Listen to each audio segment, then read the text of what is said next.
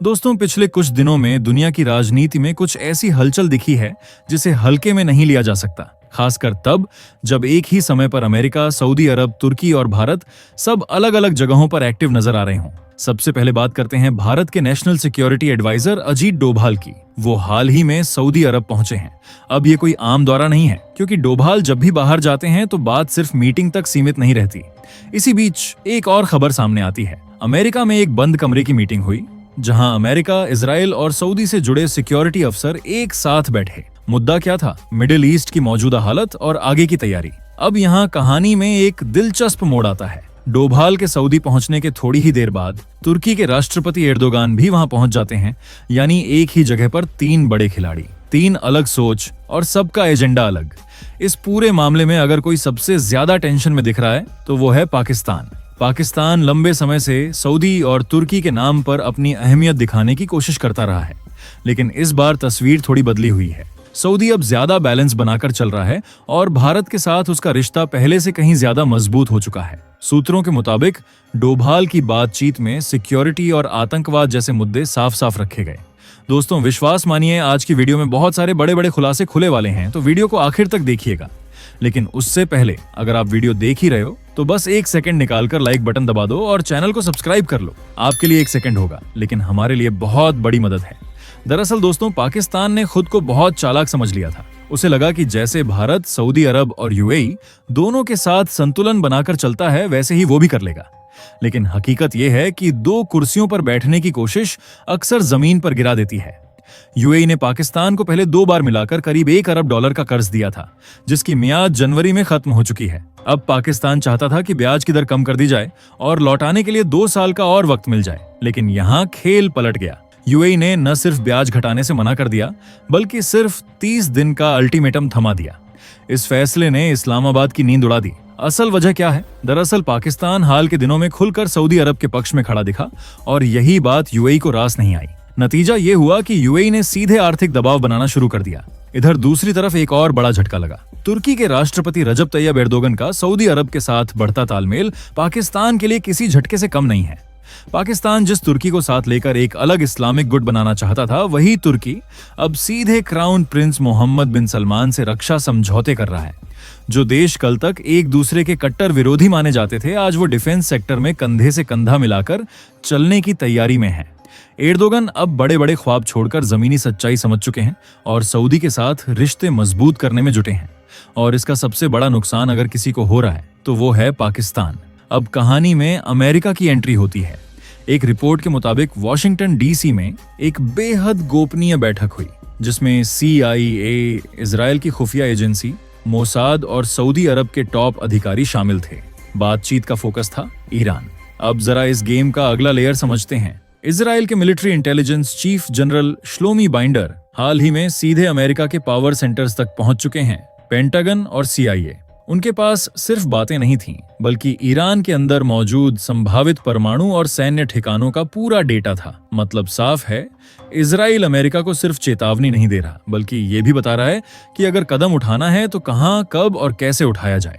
Israel अब बातों के द्वार से आगे निकलना चाहता है, लेकिन इसी टेबल पर बैठा सऊदी अरब बिल्कुल अलग सोच में है। सऊदी के रक्षा मंत्री प्रिंस खालिद बिन सलमान अमेरिकी अफसरों को साफ साफ कह रहे हैं, हालात को और भड़काइए मत। सऊदी अरब ने यह भी स्पष्ट कर दिया है कि ईरान पर किसी भी हमले के लिए उसका एयर स्पेस इस्तेमाल नहीं होगा। रियाद को डर है कि अगर जंग छिड़ी तो ईरान पलटवार में सीधे सऊदी के तेल ठिकानों को निशाना बना सकता है।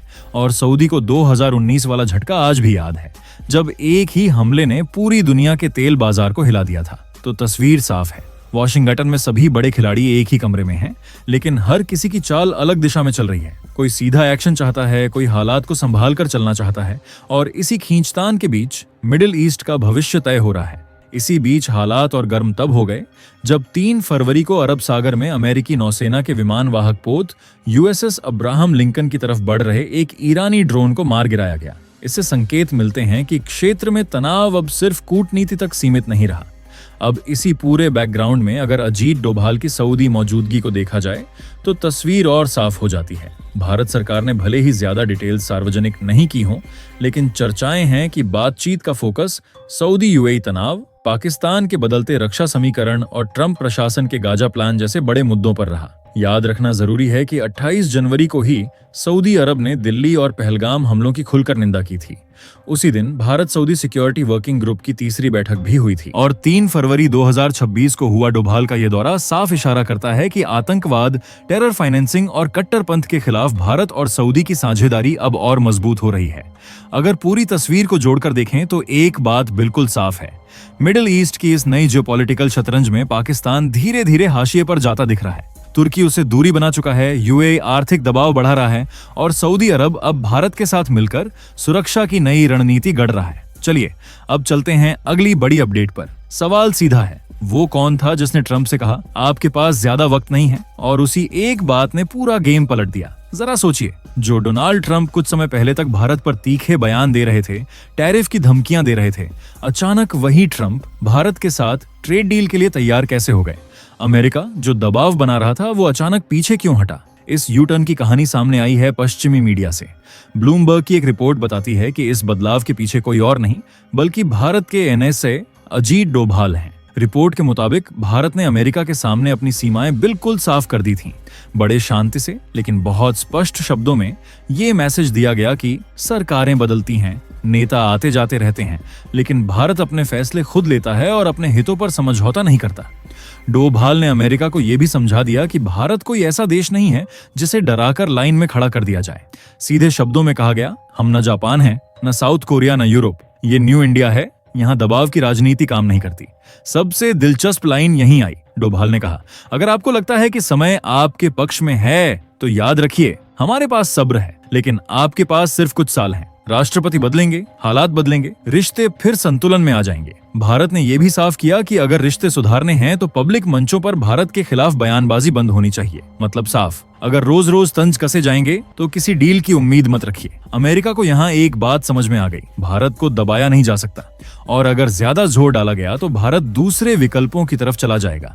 अब जरा पीछे चलते हैं जहां से ये कहानी शुरू हुई। 2025 के दूसरे हिस्से में अमेरिका ने भारत पर भारी टैरिफ लगाए। रूस से तेल खरीदने को लेकर भी खुली धमकियां दी गईं। लेकिन फिर आता है एक अहम मोड़, SCO समिट। सितंबर की शुरुआत में पीएम मोदी शी जिनपिंग और पुतिन के साथ मंच साझा करते हैं। तस्वीरें पूरी दुनिया में जाती हैं। मैसेज बिल्कुल साफ था, अगर अमेरिका दूरी बनाएगा तो भारत अकेला नहीं है। यही वो पल था जब अमेरिका को समझ आया कि भारत कोई कमजोर कड़ी नहीं बल्कि बैलेंस बदलने वाला प्लेयर है। इसके बाद अजीत डोभाल वॉशिंगटन पहुंचे और सीधे अमेरिकी नेतृत्व से बात की। कहा गया, हम रिश्ते सुधारना चाहते हैं, ट्रेड डील पर बात हो सकती है, लेकिन शर्तें साफ हैं, कोई बुलिंग नहीं, कोई दबाव नहीं। और नतीजा, सितंबर के पहले हफ्ते में बातचीत होती है और दूसरे हफ्ते में पूरा माहौल बदल जाता है। 16 सितंबर को खुद ट्रंप पीएम मोदी को फोन करते हैं। जन्मदिन की बधाई, तारीफें, और वही ट्रंप जो कल तक आलोचना कर रहे थे अब भारत के काम की सराहना कर रहे होते हैं। इतना ही नहीं, रिश्तों को मजबूत करने के लिए अमेरिका अपने भरोसेमंद आदमी को भारत में राजदूत बनाकर भेजता है।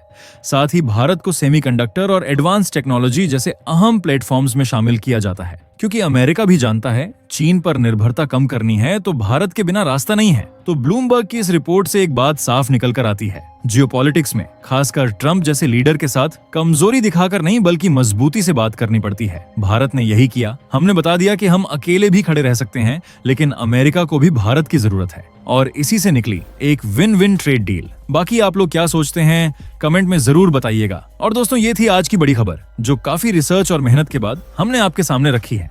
तो अगर आप हमारी मेहनत को सपोर्ट करना चाहो तो वीडियो को लाइक और चैनल को सब्सक्राइब करके अपने दोस्तों से शेयर कर दें ताकि उन्हें भी ये जानकारी मिल सके। जय श्री राम।